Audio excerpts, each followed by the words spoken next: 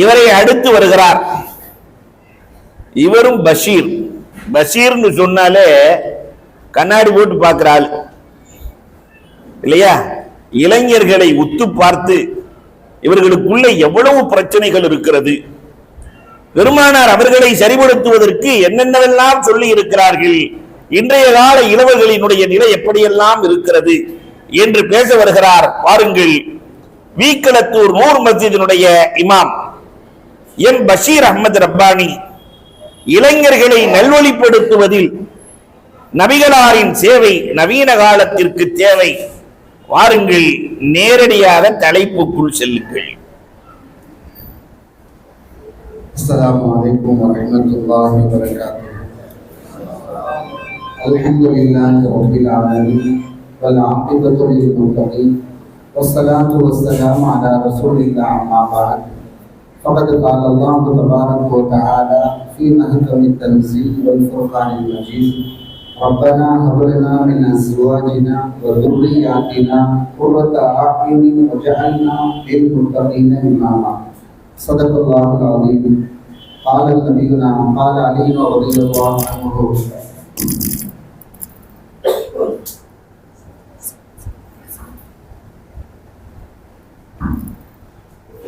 لاعبه صلى الله عليه وسلم سبعا لاعبه سبعا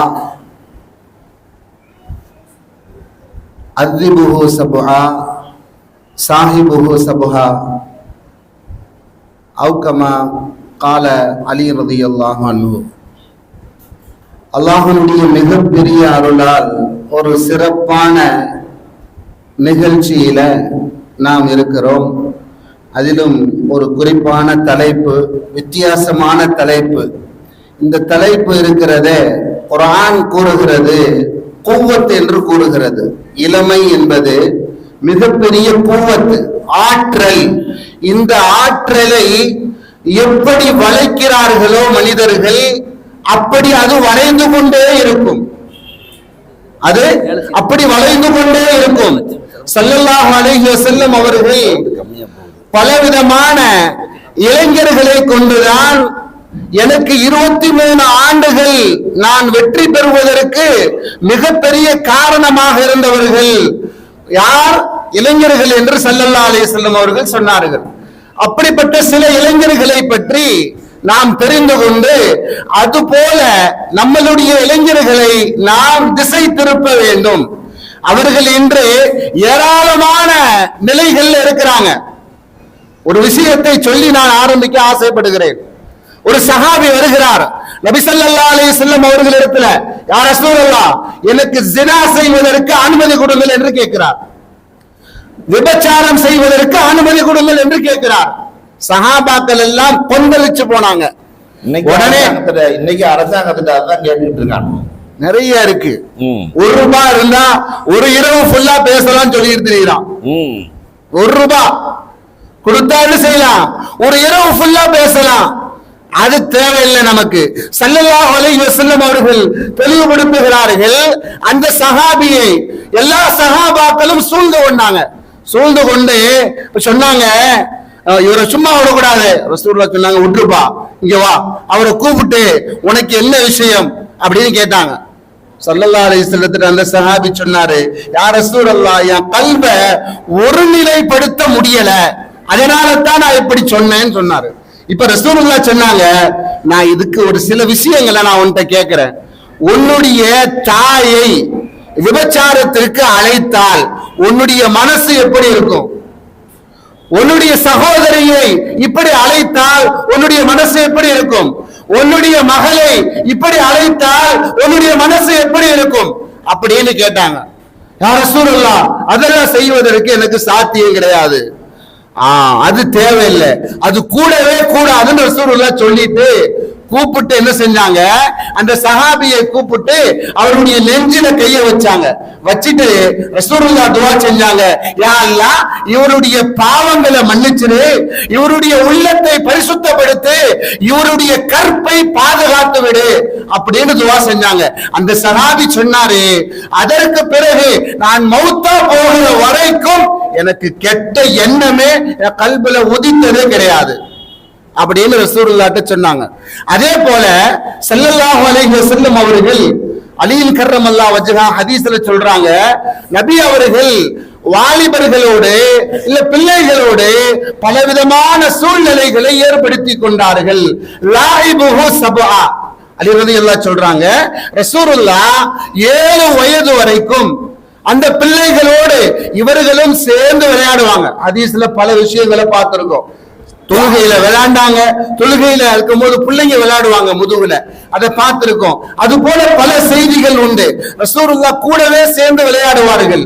அடுத்தது அதிபுஹு சபஆ, அந்த 7 வயதிலிருந்து 14 வயது வரைக்கும் அவர்களுக்கு இந்த ஒழுக்க முறைகள், இது உனக்கு தேவை, இது தேவையில்லை, இதெல்லாம் அவசியமானது, ஆசிரியர்களை எப்படி மதிக்கணும், பெற்றோர்களை எப்படி மதிக்கணும், அவர்களோடு எப்படி நடக்கணும் அப்படிங்கிற விஷயங்களை கற்றுக் கொடுத்து கொண்டே இருப்பாங்க.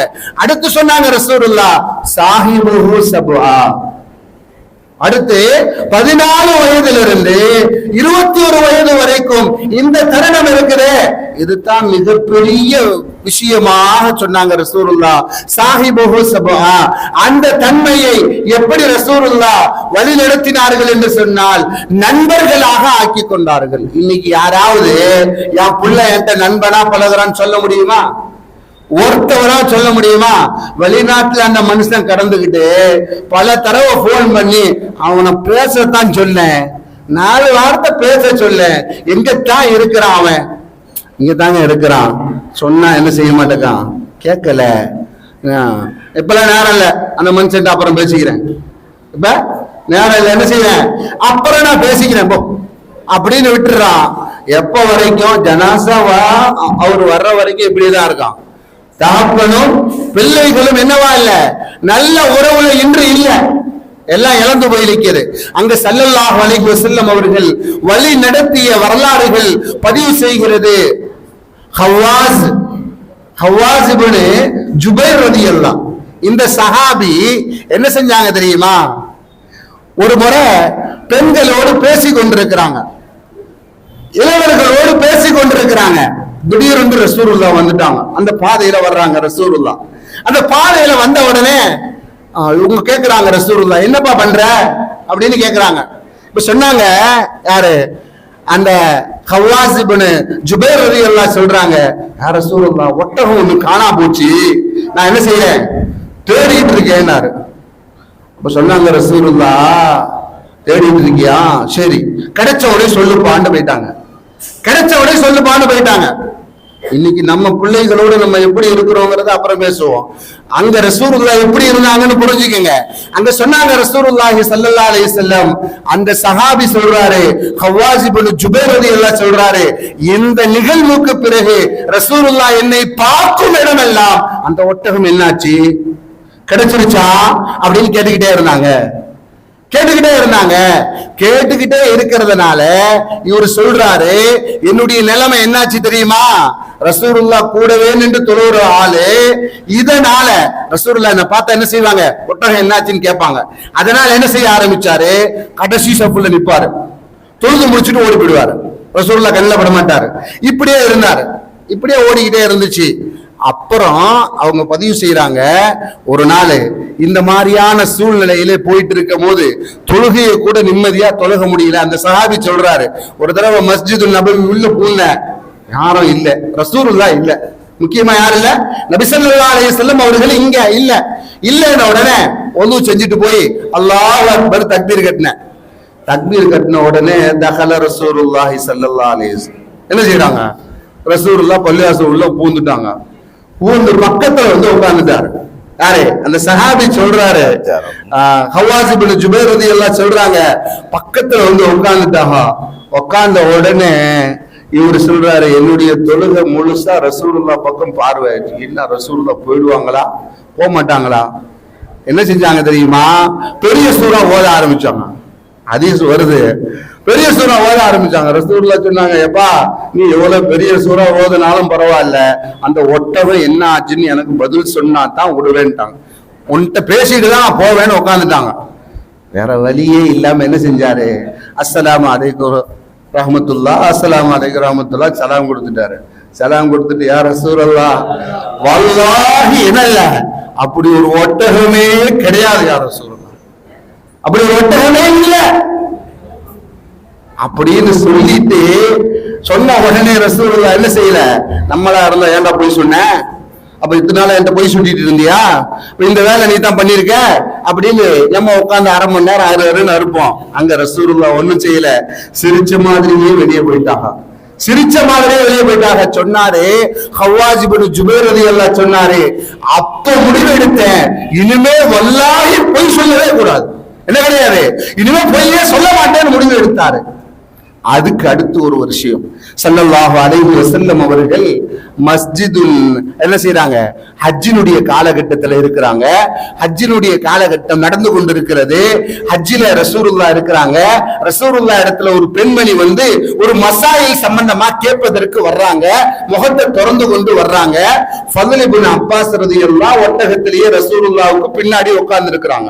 உட்கார்ந்து இருக்கிற இந்த ஃபضல் இப்னு அப்பாஸ் அந்த பொண்ணை எப்படி திரும்பி பார்த்தாரு. திரும்பி பார்த்த உடனே ஸல்லல்லாஹு அலைஹி வஸல்லம் அதை பார்த்துட்டு அவர் மண்டையை திருப்பினாங்க. ஃபضல் இப்னு அப்பாஸுடைய முகத்தை தலையை திருப்பினாங்க. திருப்பின உடனே அப்படியே குனிஞ்சுக்கிட்டாரு. கொஞ்ச நேரம் கழிச்சு திரும்பவும் திரும்பி பார்த்தாரு. ரசூலுல்லாஹ் சொன்னாங்க, ஃபர்ஸ்ட் பார்வை யதார்த்தமானது, இரண்டாவது பார்வை தடை அப்படின்னு சொன்னாங்க. சிரிச்சுட்டாங்க. இது என்ன விஷயத்தை நமக்கு உணர்த்துது, நாம் புரிந்து கொள்ள வேண்டும். வாலிப தன்மைங்கிறது எல்லா சூழ்நிலைகளிலும் மிகப்பெரிய அளவுக்கு மனிதனை மாற்றக்கூடிய அது மிகப்பெரிய வலுவான விஷயம். ஒரு விஷயத்தை சொல்லி நான் முடிப்பேன். அதாவது வரலாற்றுல மிகப்பெரிய ஆற்றலுக்கு உண்டான விஷயம் எது? வாலிபம் தான். அந்த வாலிபத்தை நாம் எப்படி வளைக்கிறோமோ அப்படி வளைந்து விடும். அதுல நாம் குவத்தோடு, அதாவது வலிமையோடு, இபாதத்தோடு பலவிதமான விஷயங்களையும் அணுகுமுறைகளை லேசாக ஆக்கினால், பிள்ளைகளோடு தெளிவாக பேசினால் அவர்களை தெளிவுபடுத்த முடியும். மிகப்பெரிய பரக்கத்துகளை நாம் பெற முடியும். அப்பேற்பட்ட பாக்கியங்களை பெறக்கூடியவர்களாக, நம்மளுடைய பிள்ளைகளோடு மனசு விட்டு பேசக்கூடியவர்களாக நாம் எப்போதும் இருக்கணும். இருப்பதற்கு வல்ல ரஹ்மான் நம் அனைவர்களுக்கும் அருள் புரிவானாக. ஆமீன். வாஹிரு தஅவானா அனில் ஹம்துலில்லாஹி ரப்பில் ஆலமீன். அஸ்ஸலாமு அலைக்கும் வரஹ்மத்துல்லாஹி வபரகாத்துஹு. அல்ஹம்துலில்லாஹ். உடல் மொழியோடு சேர்த்து அற்புதமாக தன்னுடைய கருத்துக்களை பதிவு செய்திருக்கிறார். ஒரு பேச்சாளருக்கு இது ரொம்ப முக்கியம். உடல் மொழி இந்த சொல்லுகிற விதத்திலேயே மற்றவர்களுடைய கவனம் ஈர்க்கப்பட வேண்டும். அது ரொம்ப அழகா ஹஜ்ரத் அவர்களிடத்தில் இருந்தது. இன்றைய இளைஞர்கள் ஆரம்பிச்சார், வெளிநாட்டுல இருந்து என்ன செஞ்சாலும் அத்தாட்ட பேசுறதுல எப்படி பேசுவான் இளைஞர், எப்படி அத்தாட்ட பேசுவான்?